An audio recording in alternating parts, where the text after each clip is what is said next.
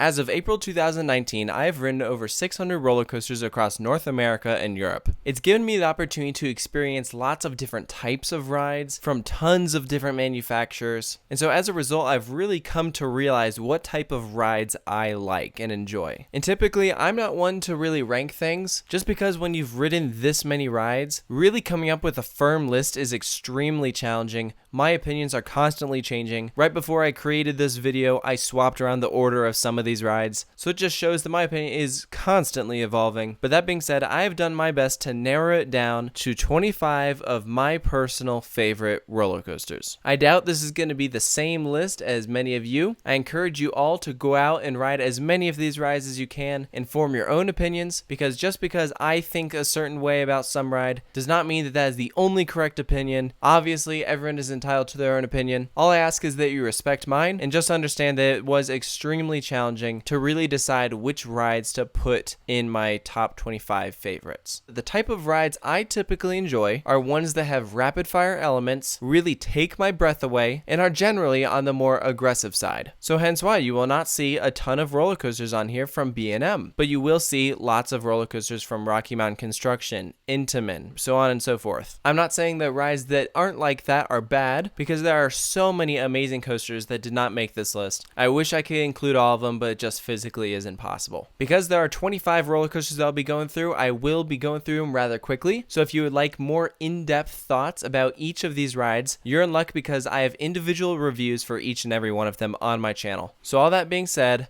let's begin. Taking the number 25 spot is SHAMBHALA at Portaventura. This is my favorite B&M hypercoaster, and so as a result of it taking the 25th spot, you will not see any other B&M hypercoasters on this list. But I really enjoy this because all of the floater airtime it gives really is quite impressive. It's a very fun roller coaster. In addition to being gorgeous, it really is a spectacular ride, as is every single coaster on this list. Next, we have our first wooden coaster to make my top 25. This is GOLDSTRIKER. It's a GCI twister coaster at California's Great America.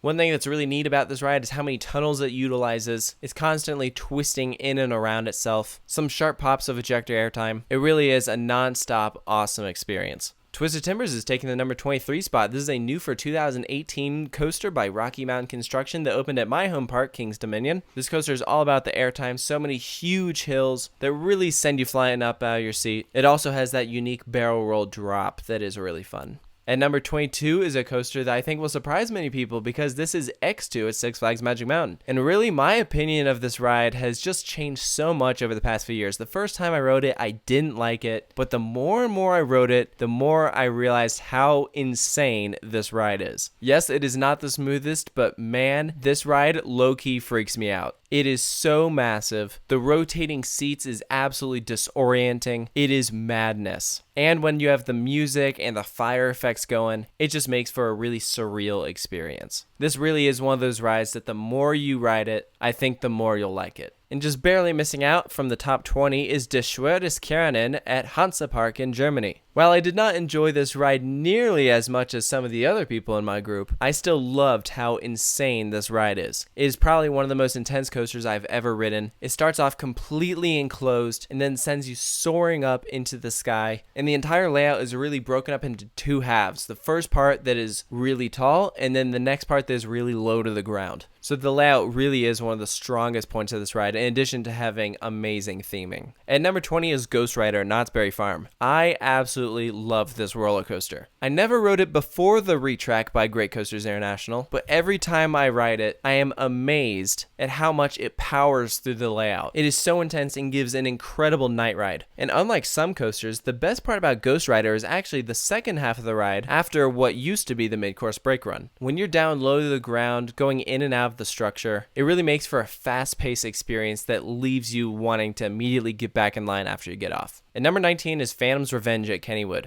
This is one of the most unique roller coasters on this list because the second drop is actually bigger than the first. And it started off as a completely different layout featuring inversions. It was called Steel Phantom, but then after it was redone by Morgan, they took out all the inversions and replaced them with airtime hills. And the airtime hills are crazy because the lap bar that you have leaves you feeling pretty exposed. so you really come up flying sharply up out of your seat. It is amazing, and I love how much it uses the terrain. At number 18 is Mystic Timbers at Kings Island. This is my favorite coaster in the park, as well as my favorite coaster by GCI. It has an out and back layout with some top-notch pacing, and every twist and turn really throws your body around. I think going in, people were underwhelmed with it just because of the hype with the shed, but once you look past that, the layout itself is absolutely amazing, and like GHOSTRIDER, it gives a fantastic night ride. At number 17 is TARON, probably the most themed ride on this list. The entire coaster is surrounded by rockwork, and because the layout is so twisty, you are constantly crossing over and under yourself. You don't know where you just came from and where you're about to go. TARON is all about the rapid transitions, which is why this is one of the most visually impressive coasters in the world. At number 16 is another Intamin Blitz coaster. This is Maverick at Cedar Point. This ride is definitely more intense than TARON, but has some similarities in that this coaster also has a few launches. The second one being my favorite part of the ride, through a tunnel, blasting you to the left. It also has a beyond vertical drop, which gives you some crazy air if you're in the back seat. And I love how small the trains are because that really allows the ride to fling you all over the place. And it used to be my favorite coaster at Cedar Point until another ride was built that we'll get to later. At number 15 is Twisted Colossus. And I used to have this ride in my top 10. However, more often than not, I don't get a dueling experience on this ride. When Twisted Colossus does duel, it is absolutely one of the greatest roller coasters in the world. And not dueling is still fun, but just doesn't have the same impact. And as I'm on it, I just find myself wondering, am I gonna duel this time? Or, darn, I'm so mad, I wish we were dueling. And so because of that, I find it a little frustrating, which is why I didn't put this ride higher up. But even when it doesn't duel, it's still really fun. And because of its layout, sending you around both times, it's one of the coolest experiences you can ever have. At 14 is RAILBLAZER at California's Great America. This is the only Raptor coaster by RMC that I've ridden. There's another one down in San Antonio, but what I liked about RAILBLAZER was really its pacing. I could not believe how fast you whip through some of these elements. And because it is a single rail coaster, all of those elements are taken sharply, slamming you from one direction to the other. And it's one of the few coasters that I don't care if they continue to clone them because it is absolutely phenomenal. Next is an Intamin mega coaster called Expedition GEFORCE at Holiday Park in Germany. This was my favorite steel coaster I rode in Europe. It was what I wish Millennium Force was. Even though this ride is almost half the height of Millennium Force, its layout is so much stronger. It gives some fantastic airtime. That twisting drop is crazy in the back seat. And so when you slam into that brake run, you're like, wow, that was an experience. It's a ride that as an American, I'm sad that it's all the way in Germany because I loved it so much and I would love to ride it more often.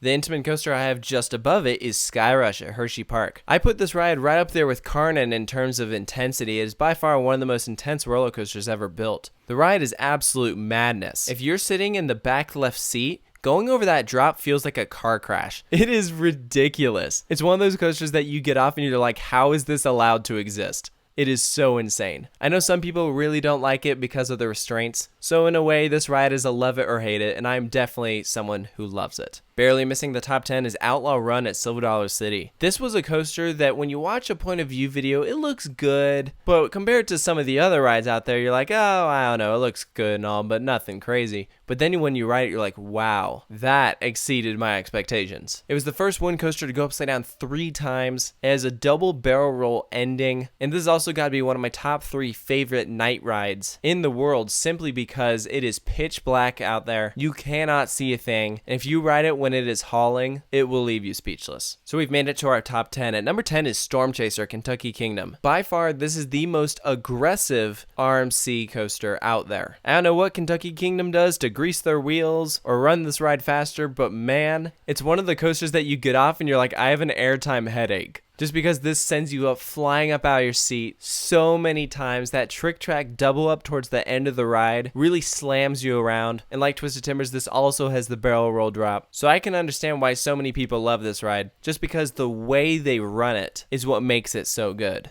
But at number 9 is Wicked Cyclone at Six Flags New England. Now, I haven't ridden this coaster since 2017, and I've heard that the ride at the moment is not running quite as good as it did then, but I'm just basing this off of the Wicked Cyclone that I rode back on my one visit I had to Six Flags New England, and I absolutely loved it. Some of these smaller RMC makeovers actually end up being better than the larger ones because it allows them to pack in more tighter elements. And if you look at Wicked Cyclone, how it weaves around the structure 3 laps around, so many various elements elements. It's an intense experience. It really exceeded my expectations. The next RMC on this list is Iron Rattler at Six Flags Fiesta, Texas. You can tell I really love RMC. It is my favorite manufacturer, which is why you'll see so many of these on this list. What I love about this one is how it interacts with the quarry wall. Towards the end of the ride, it dives off the quarry to go into a tunnel, and it is one of the craziest airtime experiences in the world. It also has a twisted first drop, really catches you off guard. It's not the longest ride in the world, but it is still so good. And number 7 is Intimidator 305 at my home park, Kings Dominion. I've ridden this coaster more than any other in the world, and I still stand by my statement that this is the most intense roller coaster ever built. There's a reason why everyone grays out when they ride it. Some people have been known to black out, especially if you're dehydrated. When you start off over 300 feet in the air and then the rest of the ride is taken so low to the ground, you have so much speed and you're going around these crazy transitions. There's a reason why so many enthusiasts praise this ride. And number 6 is the Voyage at Holiday World. This probably gives the best night ride of all time. The ride goes so far back out into the woods, it feels like a wooden hypercoaster. It is ridiculous how tall this ride is, just how many elements it packs in. It's a ride that's kind of hard to marathon just because of how insane it is, but man, it takes my breath away every single time I ride it. At the number 5 spot is Fury 325, the ride that is considered by many the best coaster in the world. And when I first rode it, I said it was the greatest coaster I'd ever ridden, and I stood by that statement for a while. It's not currently my favorite, but I will say it is my favorite traditional steel coaster in the world. I think because it's become overrated in some people's minds, that people forget just how good the ride is. It is so easy to marathon, a front row experience on it.